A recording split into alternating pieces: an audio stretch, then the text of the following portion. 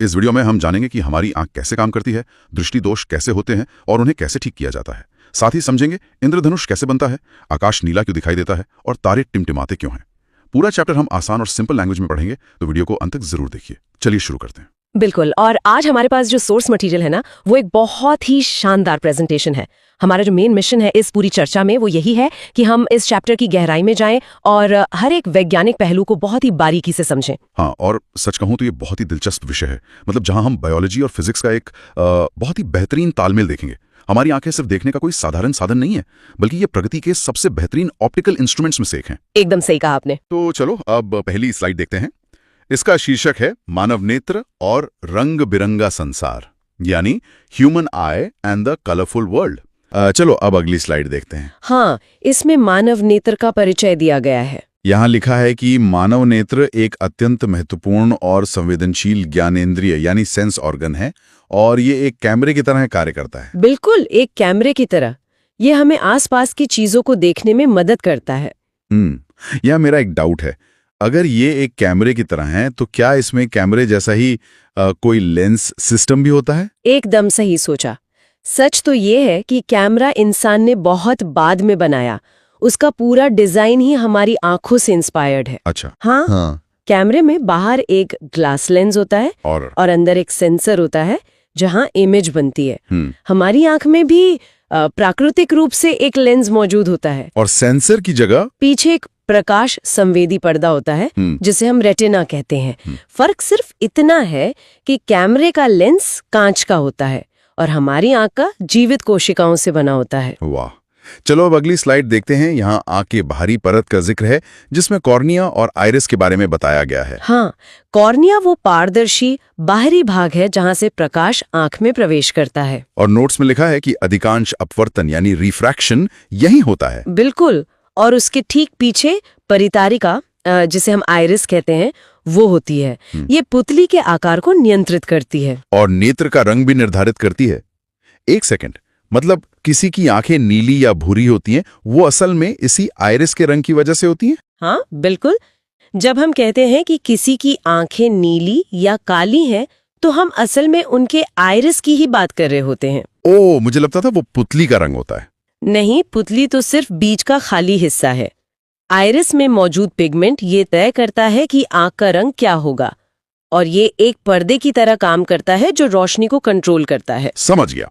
चलो अब अगली स्लाइड देखते हैं। इसमें आंतरिक संरचना की बात है, पुतली और अभिनेत्र लेंस। हाँ, पुतली यानी प्यूपिल आइरिस के बीच का छिद्र है जो प्रकाश की मात्रा को अंदर जाने देता है। और अभिनेत्र लेंस यानी आई लेंस एक उत्तल लेंस है, कॉन्वेक्स लेंस, जो रेटिना पर वास्तविक और उल्टा प्रतिबिंब बनाता है। बिल्कुल, रियल एंड इन्वर्टेड इमेज। सोचो जरा, अगर लेंस उल्टा प्रतिबिंब बनाता है तो हमें सब कुछ सीधा कैसे दिखाई देता है? यहीं पर कुदरत का असली जादू है। फिजिक्स के हिसाब से उत्तल लेंस उल्टी छवि ही बनाता है, सिर नीचे और पैर ऊपर। तो फिर? लेकिन यहाँ से हमारा ब्रेन काम शुरू करता है। हमारा दिमाग इतना स्मार्ट है कि वो उस उल्टे सिग्नल को डिकोड करके तुरंत सीधा कर देता है। वाह, हार्डवेयर उल्टी फोटो खींच रहा है और बायोलॉजिकल सॉफ्टवेयर उसे सीधा कर रहा है। चलो अब अगली स्लाइड देखते हैं। यहाँ संवेदन और नियंत्रण की बात हो रही है। इसमें 3 मुख्य चीजें हैं, पक्षमाभिपेशियां, रेटिना और दृष्टि तंत्रिका। हाँ, नोट्स कह रहे हैं कि पक्षमाभिपेशियां यानी सिलियरी मसल्स लेंस की फोकस दूरी बदलती हैं और रेटिना पे प्रतिबिंब बनता है। और दृष्टि तंत्रिका, जिसे ऑप्टिक नर्व कहते हैं, वो सिग्नल्स को दिमाग तक ले जाती है। तो क्या यही ऑप्टिक नर्व उस उल्टे सिग्नल को दिमाग तक ले जाती है और हमारा दिमाग उसे सीधा प्रोसेस करता है? एकदम सही। ऑप्टिक नर्व एक high speed fibre optic cable की तरह है। रेटिना प्रकाश को इलेक्ट्रिकल सिग्नल्स में बदलता है और ये नर्व पलक झपकते ही उन्हें दिमाग तक पहुंचा देती है। बहुत बढ़िया। चलो अब अगली स्लाइड देखते हैं। समंजन क्षमता यानी पावर ऑफ अकोमोडेशन। हाँ, ये हमारी आंख की फोकस दूरी बदलकर पास और दूर की वस्तुओं को साफ देखने की क्षमता है। इसमें निकट बिंदु 25 सेंटीमीटर दिया है और दूर बिंदु अनंत यानी इन्फिनिटी बताया है। बिल्कुल सही। तो मेरा डाउट ये है कि मतलब अगर हम कोई किताब 25 सेंटीमीटर से ज्यादा पास लाकर पढ़ें तो हमें धुंधली दिखाई देगी। हाँ, आप खुद ट्राई करके देख सकते हैं। किसी भी अक्षर को आंख के बहुत करीब लाने पर वो धुंधला हो जाएगा और आंखों में दर्द महसूस होने लगेगा। ऐसा क्यों होता है? क्योंकि पक्षमाभी पेशियां हमारे लेंस को एक लिमिट तक ही दबा सकती हैं। 25 सेंटीमीटर वो कम से कम दूरी है जहां तस्वीर साफ दिख पाती है। अच्छा, चलो अब अगली स्लाइड देखते हैं। यहां से दृष्टि दोष शुरू हो रहे हैं। पहला है निकट दृष्टि दोष यानी मायोपिया। हाँ, इसमें पास की वस्तुएं तो साफ दिखती हैं, लेकिन दूर की धुंधली हो जाती हैं। इसका कारण लिखा है नेत्र गोलक का लंबा होना, फोकस दूरी कम होना, जिससे प्रतिबिंब रेटिना के आगे ही बन जाता है। बिल्कुल, रेटिना तक पहुंचने से पहले ही फोकस हो जाता है। तो आजकल जो ज्यादातर बच्चों को क्लास में पीछे बैठकर बोर्ड देखने में दिक्कत होती है, वो यही मायोपिया है। 100% यही है। जब आई बॉल थोड़ा लंबा हो जाता है तो लाइट रेटिना पर पड़ने के बजाय हवा में ही आगे फोकस हो जाती है। इसे ऐसे समझो जैसे सिनेमा हॉल में पर्दा पीछे खिसका दिया हो। पर्दा पीछे रह गया, बहुत सही उदाहरण है। चलो अब अगली स्लाइड देखते हैं, मायोपिया का सुधार। हाँ, इस दोष को सुधारने के लिए अवतल लेंस यानी कॉन्केव लेंस का प्रयोग किया जाता है। तो मेरा सवाल यह है कि यह अवतल लेंस प्रकाश की किरणों को कैसे एडजस्ट करता है कि वे वापस रेटिना पर ही फोकस हों? बहुत लॉजिकल सवाल है। अवतल लेंस का काम होता है किरणों को थोड़ा फैलाना, डाइवर्ज करना। अच्छा, तो जब चश्मे में इसे लगाते हैं तो वो प्रकाश को आंख में जाने से पहले हल्का सा फैला देता है। इससे आंख के प्राकृतिक लेंस को उन किरणों को मोड़ने में ज्यादा समय लगता है और वो एकदम रेटिना पर जाकर फोकस हो जाती है। बिल्कुल सटीक रेटिना पर। एकदम क्लियर। चलो अब अगली स्लाइड देखते हैं। यह है दीर्घ दृष्टि दोष यानी हाइपरमेट्रोपिया। ये मायोपिया का एकदम विपरीत है। दूर की वस्तुएं साफ, लेकिन पास की धुंधली। नोट्स में इसका कारण नेत्र गोलक का छोटा होना बताया गया है और प्रतिबिंब रेटिना के पीछे बनता है। तो ये मायोपिया का बिल्कुल उल्टा हुआ। इसमें पास की चीजें फोकस नहीं हो पाती। एकदम सही पकड़ा। इसमें आई बॉल जरूरत से छोटी हो जाती है, तो लेंस जो इमेज बनाता है वो रेटिना को पार करके पीछे फोकस होती है। इसीलिए पास की किताब धुंधली दिखती है। चलो अब अगली स्लाइड देखते हैं, इसका सुधार। हाँ, दीर्घ दृष्टि दोष को सुधारने के लिए उत्तल लेंस, कॉन्वेक्स लेंस का प्रयोग किया जाता है। क्या चश्मे का ये उत्तल लेंस आंख के प्राकृतिक उत्तल लेंस की अतिरिक्त मदद करता है? हाँ बिल्कुल, एक बूस्ट की तरह काम करता है। चश्मे का लेंस किरणों को पहले ही थोड़ा मोड़ देता है और बाकी का काम आंख का प्राकृतिक लेंस कर देता है। टीम वर्क, बहुत खूब। चलो अब अगली स्लाइड देखते हैं, जरा दूरदृष्टिता, प्रेस्बायोपिया। ये बढ़ती उम्र के साथ होता है जब समंजन क्षमता कम हो जाती है। कारण लिखा है पक्षमाभी पेशियों का कमजोर होना और लेंस का कम लचीला होना। हाँ, जैसे कोई पुराना रबर बैंड खींचने की क्षमता खो देता है, हाँ। वैसे ही लेंस सख्त होने लगता है। और इसके सुधार के लिए द्विफोकसी लेंस यानी बाइफोकल लेंस बताया गया है। बाइफोकल लेंस मतलब एक ही चश्मे में दूर और पास दोनों के लेंस लगे होते हैं। एकदम सही। चश्मे के ऊपरी हिस्से में दूर देखने के लिए अवतल लेंस होता है और नीचे के हिस्से में पढ़ने के लिए उत्तल लेंस होता है, ताकि बार बार चश्मा ना बदलना पड़े। चलो अब अगली स्लाइड देखते हैं, मोतियाबिंद, कैटरैक्ट। ये भी अधिक उम्र में होता है जिसमें नेत्र का लेंस धुंधला हो जाता है। नोट्स में स्वस्थ लेंस और मोतियाबिंद लेंस का कंपैरिजन है और लिखा है उपचार केवल सर्जरी द्वारा किया जाता है। बिल्कुल, इसके लिए सर्जरी ही एकमात्र उपाय है। तो क्या सर्जरी में इस धुंधले हो चुके लेंस को पूरी तरह हटाकर नया कृत्रिम यानी आर्टिफिशियल लेंस लगाया जाता है? हाँ, यही होता है। कई लोगों को लगता है कि मोतियाबिंद कोई जाला है जिसे साफ कर देंगे, पर ऐसा नहीं है। अच्छा। लेंस का प्रोटीन खराब होकर पूरा लेंस ही धुंधला कर देता है।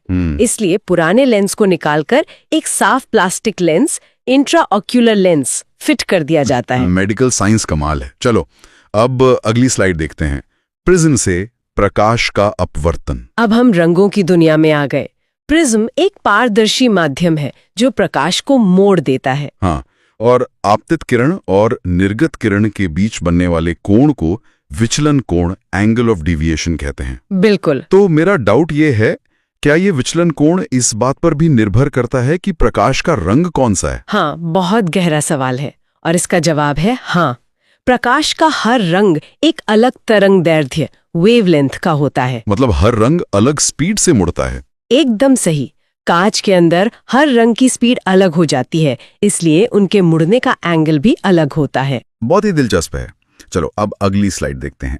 श्वेत प्रकाश का विक्षेपण, डिस्पर्शन। हाँ, श्वेत प्रकाश का 7 रंगों में बट जाना, जिसे हम विबज्योर कहते हैं। इसमें लिखा है कि लाल रंग सबसे कम विचलित होता है, लीस्ट बेंट, और बैंगनी रंग सबसे अधिक विचलित होता है, मोस्ट बेंट। बिल्कुल, लाल रंग सबसे कम मुड़ता है। लाल रंग सबसे कम उड़ता है। क्या यही कारण है कि दूर से दिखने वाले संकेत अक्सर लाल होते हैं? आपने बिल्कुल सही कनेक्शन जोड़ा।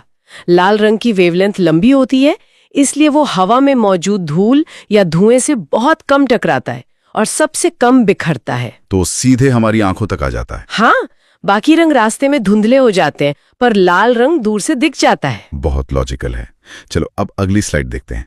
इंद्रधनुष, रेनबो। वर्षा के बाद आकाश में दिखने वाला प्राकृतिक स्पेक्ट्रम। इसमें 3 प्रक्रियाएं हैं, अपवर्तन, विक्षेपण और पूर्ण आंतरिक परावर्तन, यानी टोटल इंटरनल रिफ्लेक्शन। और ये हमेशा सूर्य के विपरीत बनता है। मेरा डाउट इस पूर्ण आंतरिक परावर्तन पर है। पानी की बूंद के अंदर ये क्या काम करता है? क्या यह रोशनी को वापस हमारी आंखों की तरफ फेंकता है? इसे ऐसे विजुअलाइज करो, जब रोशनी पानी की बूंद में घुसती है तो बूंद एक छोटे प्रिज्म की तरह उसे 7 रंगों में बांट देती है। हाँ, वो विक्षेपण हो गया। फिर जब वो रंगीन रोशनी बूंद की अंदर की पिछली सतह पर टकराती है तो बाहर नहीं निकलती, वो एक शीशे की तरह अंदर ही टकराकर वापस मुड़ जाती है। इसी को पूर्ण आंतरिक परावर्तन कहते हैं। बिल्कुल, और फिर वो रंग बूंद से बाहर निकलकर हमारी आंखों तक पहुंचते हैं और हमें इंद्रधनुष दिखता है। वाह। चलो अब अगली स्लाइड देखते हैं।